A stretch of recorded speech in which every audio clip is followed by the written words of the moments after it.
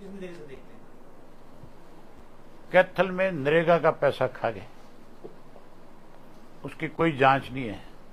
उसकी जांच हो तो उसकी लपट बहुत दूर तक जाएगी।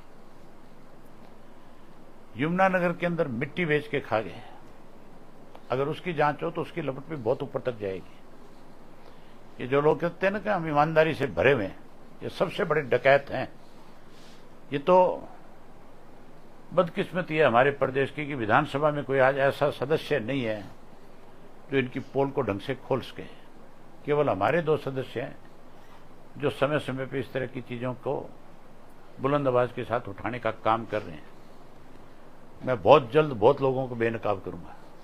कल मनोहर लाल जी की हमने नए सिरे से इंडियन नेशनल लोकदल पार्टी के संगठन का गठन किया है, राष्ट्रीय स्तर पे भी और प्रदेश के स्तर पे भी।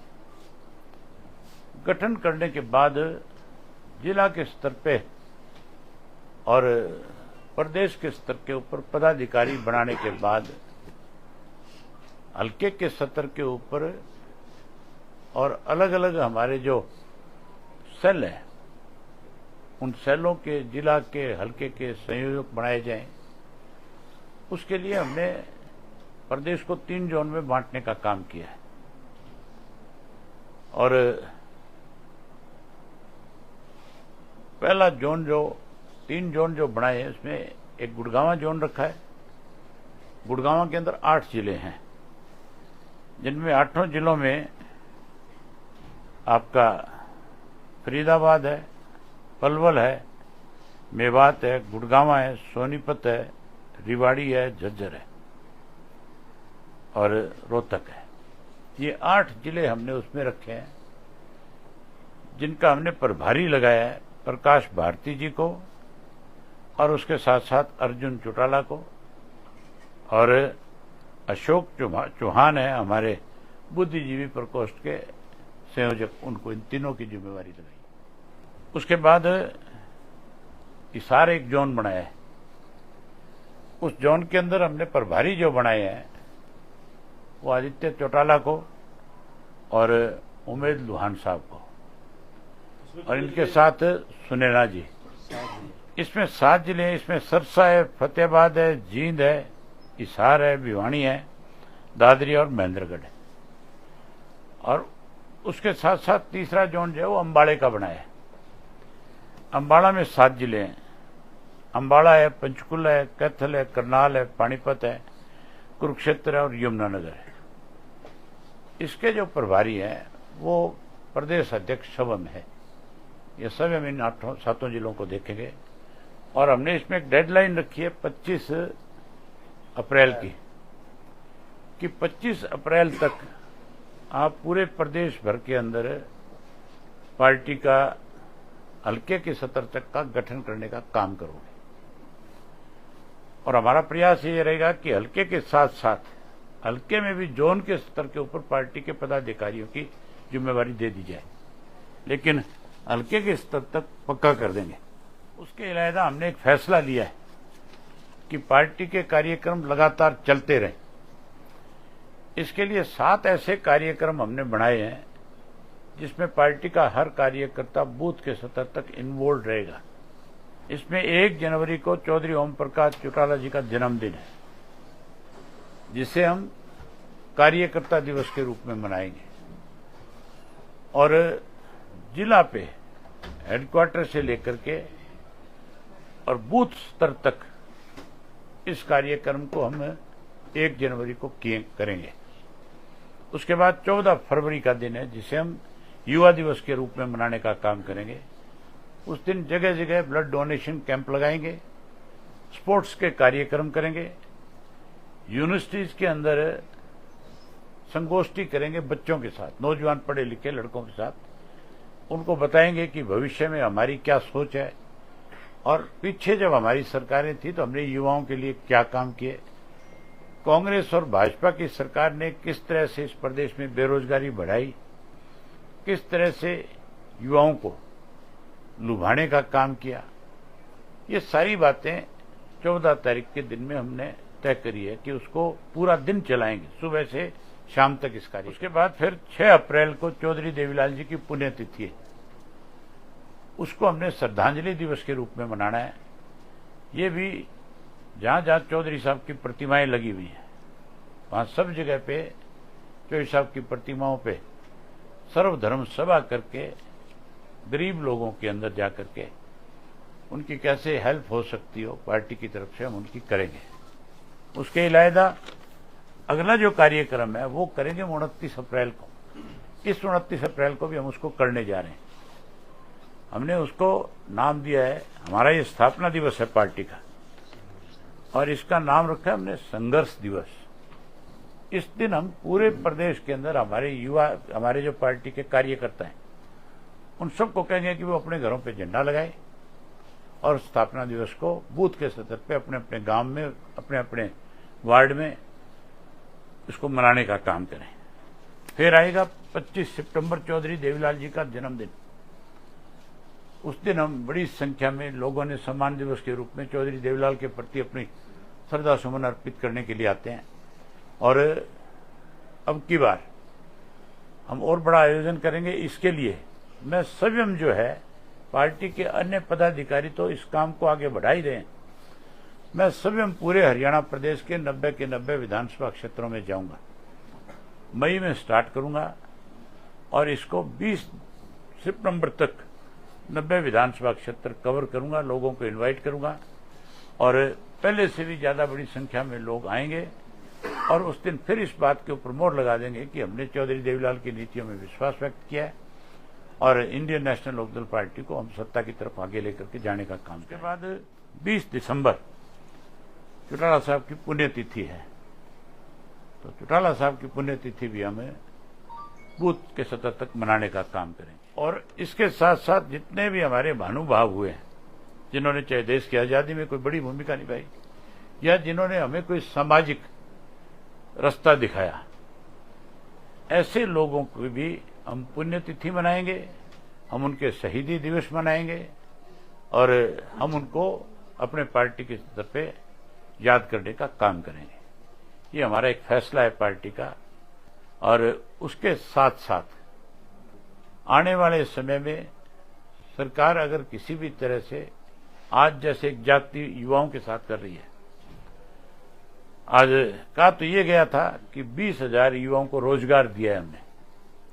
इस बात को लेकर के सरकार के हर व्यक्ति ने बड़ी पीठ थपथपाई थी, लेकिन आज हर डिपार्टमेंट से जिनको नौकरी दी गई थी उस वक्त में हजारों की संख्या में नौकरी से बाहर कर दिया गया।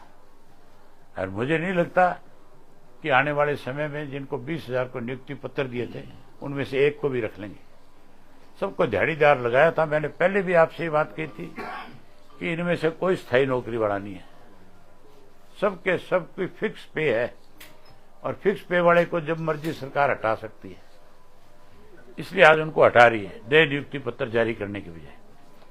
इस तरह की कोई भी बेकायदगी सरकार करेगी, हमारी पार्टी उसका विरोध केवल आपके सोशल मीडिया के या इलेक्ट्रॉनिक मीडिया या प्रिंट मीडिया के माध्यम से विरोध नहीं, बल्कि हम सड़क के ऊपर खड़े होकर के भी सरकार का इन चीजों का विरोध करने का काम करें।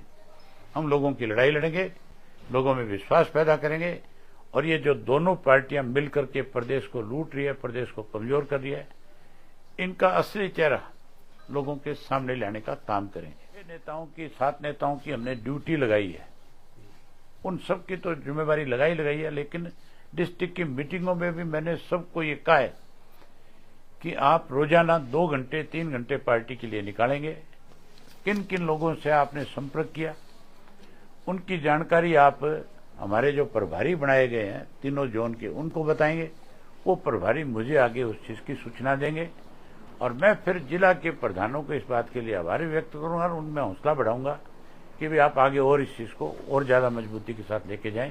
हमारा प्रयास ये रहेगा कि जितने भी हमारे साथी रहे हैं इस तरह के, हम उन सबको फिर से पार्टी के साथ जोड़ने का। प्रधानमंत्री को आए स्वागत है, उनका हरियाणा से बहुत बड़ा संबंध रहा है, उन्होंने हरियाणा से बहुत कुछ सीखा है, लेकिन हम एक डिमांड करते हैं कि प्रधानमंत्री जी जिस हवाई अड्डे का उद्घाटन करने के लिए आ रहे हैं उसके उद्घाटन कई बार हुए हैं।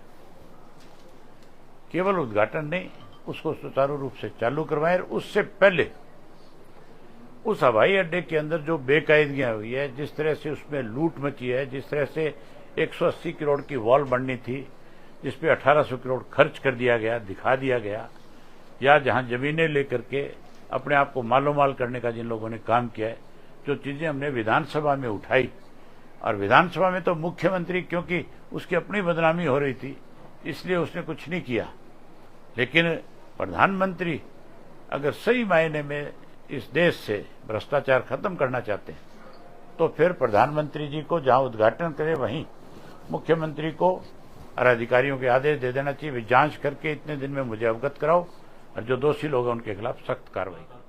सत्ता पक्ष के लोग तो कुछ कार्रवाई इसलिए नहीं कर सकते बेचारे कि ये शामिल है उन लोगों के साथ, उनकी सरकार चलाने में उन्होंने इनको योगदान दिया था, इनकी गवर्नमेंट 5 साल चले, इसके बदले में इन्होंने उनको लूट की छूट दी, तो इनके अपने चेहरे भी बेनकाब हो जाएंगे साथ साथ।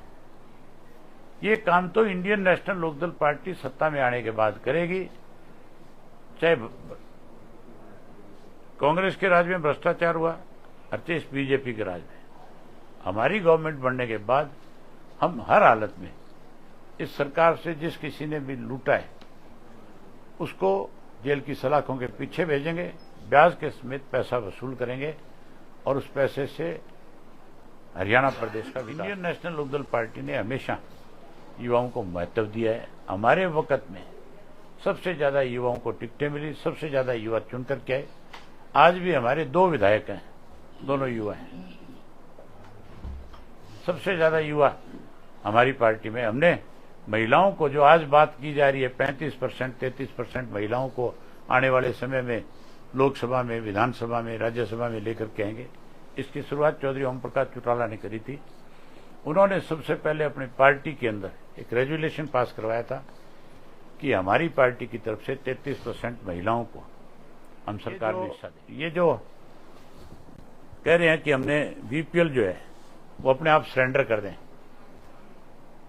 तो जब इन्होंने बनाए थे तब क्या सोच के बना दिए थे? आज भी इन्होंने कैप लगा रखी है। हमारे वक्त के अंदर चौधरी देवीलाल जब चीफ मिनिस्टर थे, चौटाला साहब थे, ना तो बीपीएल पे कैप थी और ना ही बुढ़ापा पेंशन पे कोई कैप थी, ना विधवा पेंशन पे थी, ना विकलांग की पेंशन पे थी। इन्होंने तो 1,80,000 का कैप लगा रखा है, वो खत्म होना चाहिए। सबको ये सम्मान पेंशन है, सम्मान पेंशन मिलनी चाहिए, ये उसका अधिकार है, उसको दे। कल मनोहर लाल जी ने प्रतिक्रिया दी आपके परिवार पर, उन्होंने कहा कि मैंने खुद कोशिश की कि परिवार एक साथ आ जाए और ये मेरा प्रयास। मनोहर लाल जैसे बिचौलों की हमें जरूरत ही नहीं है। मनोहर लाल के अपने कोई परिवार है नहीं, हमारे परिवार की चिंता करता है, उसको को अपनी चिंता कर, सिर्फ हमारी चिंता नहीं। चौधरी देवीलाल के परिवार की चिंता मनोहर लाल को करने की क्या जरूरत है? कौन सा रिश्तेदार अभी हमारा जो उसको चिंता है हमारी? आज जिस दिन हम आगे उस दिन थारा के बटेगा क्या? पहले तोड़ते और फिर इस तरह की बात कह करके सहानुभूति लेना चाहते हो। अभिजीत, विदेश फोगाट ने लेटर लिखा खेल विभाग को और कहा कि 4 करोड़ रुपए प्लाट उनको मिलना चाहिए, इसको कैसे देखते हैं आप पूरे घटनाक्रम? ये उसका अधिकार है। सरकार ने समय में बात कही थी भी हम 3 चीजों में से एक दे सकते हैं, अब थूक के चाट रहे हैं, अब कह रहे हैं 2 दे देंगे, अगर वो नौकरी मांगे तो नौकरी भी दे देंगे। मैं तो कहूंगा विनेश को भी खुद नौकरी ना लेकर के किसी ऐसे पहलवान को नौकरी लगा दे जो बेचारा कहीं ना कहीं जूझ रहा है। आप ये देखो 800 नर्सरियां बांटी गई है स्पोर्ट्स में, 800 ट्रेनर नहीं है हमारे पास, कोच नहीं है हमारे पास। नर्सरी किस बात की है भाई? वो नर्सरी पता है क्यों खोली गई है? वो भी एक बड़ा भ्रष्टाचार का अड्डा बना दिया। अब उस नर्सरी में क्या करेंगे? जैसे नरेगा में होता है, मस्टोल बना दिए जाते हैं, हाजिरी लगा लेते हैं, पैसा खा जाते हैं, और फिर ले दे के पैसा तो खा जाता है सेक्रेटरी, पैसा खा जाता है वीडियो, पैसा चला जाता है ऊपर तक। आखिर गाज पड़ती है सरपंच के ऊपर कि मस्टोल का पैसा ये खा गया था, क्योंकि उसके दस्तखत हैं। उसको इस बात का ज्ञान नहीं, नए नए छोरे सरपंच बने बेचारे, इसमें दिक्कत आती है। ये जो स्पोर्ट्स नर्सरी है ये भी भ्रष्टाचार का बड़ा अड्डा बनेगा। ये तो 800 की बात कर रहे हैं, वो बताए तो सही, आप पूछो मिनिस्टर से कि 800 नर्सरी किस किस काम में दिए थे। तेरे को गांव का नाम भी पता है किसी का? कौन से खेल में दिए ये पता नहीं होगा। सर हरियाणा में लड़कियों की रेशो कम हो रही है लड़कों के मुकाबले इस स्पोर्ट में, इस पे क्या कौन कर रहा है? रिपोर्ट में हैं? लड़कियों की रेशो लड़कों के मुकाबले कम हुई है। मनोहर लाल खट्टर जब बना था तब लगा था इस बात पे जोर मारने के लिए। 2 छड़े थे, ये मनोहर लाल और विज। ये विज के पास बैंक था, ये रोज छापेमारी करता था। इन्होंने सबने इस प्रदेश को बर्बाद कर दिया। यहां पहले कोई कमी नहीं थी। मुख्यमंत्री के खुद के विधानसभा क्षेत्र में नारायणगढ़ में शरेआम हमारी पार्टी के एक साथी को गोलियों से भून दिया गया। आज तक कुछ नहीं हुआ। ये जितना भी इस किस्म के कांड हो रहे हैं, इन सब में सरकार की प्रोटेक्शन है बदमाशों को। नफे सिंह राठी को मरे हुए 1 साल हो गया। आज तक नफे सिंह राठी में कौन मुजरिम थे उनके नाम सामने नहीं आए, कोई गिरफ्तारी नहीं हुई, जबकि बाई नेम पर्चे कराए हुए हैं कि ये लोग जो है इस केस में मरवाने में शामिल है। कोई दूसरा राजनीतिक व्यक्ति इनकी पार्टी से जुड़ा होता, अब से पहले पता नहीं कितने बेगुनाहों को ले जाकर के वे अंदर ठोक देते। प्रशासन है कहां? आज कमाल की बात है, एक मुहिम चलाई है हरियाणा प्रदेश में नई नशे के खिलाफ। एक पंजाब में चला रखी है, एक यहां चला रखी है, और रोजाना नशे से मरने वालों की संख्या बढ़ती जा रही है। अब रोटी खा ले आ रहे। आप उस सवाल को ज्यादा पसंद नहीं करते, मैं पहले ही कह रहा हूँ, लेकिन कार्यकर्ताओं की भावना से जुड़ा हुआ सवाल है। जब 19 से पहले पार्टी का विघटन हुआ, एक पुरानी पार्टी इनेलो और एक नई पार्टी बनी। कुछ कार्यकर्ता ऐसे भी थे जिन्होंने इन 2 राहों में से कोई राह नहीं चुनी। अब क्योंकि दोबारा कुछ चर्चाएं ऐसी शुरू, आप चिंता ना करो, हम अपने कार्यकर्ताओं को अपने आप बना लेंगे, ये हमारा काम है। सर सुखबीर बादल एक बार फिर से अध्यक्ष बन गए अकाली दल। आपके माध्यम से बहुत बधाई उनको बहुत कमजोर करने की भाजपा ने कोशिश करी। जिस तरह से हमें तोड़ा, इसी तरह उसको भी तोड़ रहे थे, लेकिन शुक्र है भगवान का कि वो अकेला था। वो भी 2 भाई होते तो वो भी अलग अलग बांट देते।